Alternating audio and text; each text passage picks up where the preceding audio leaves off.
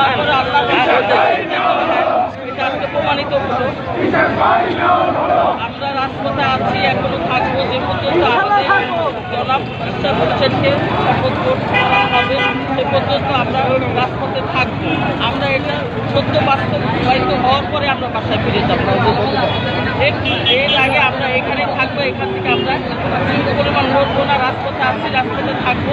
আর কেন ওনাকে এত দেরিতে শপথ গ্রহণ করানো হলো, এটাই আমরা জনতার কাছে এবং জনগণের কাছে আমাদের বিচার চাই।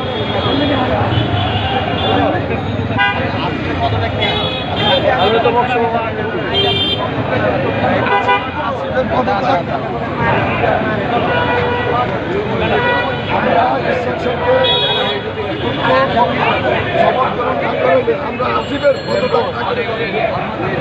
আমরা জনগণ আমরা আসিফের পদত্যাগ কেন যাচ্ছে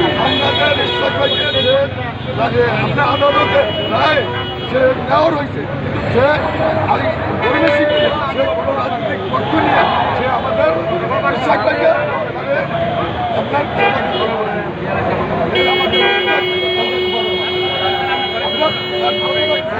আমরা জনগণ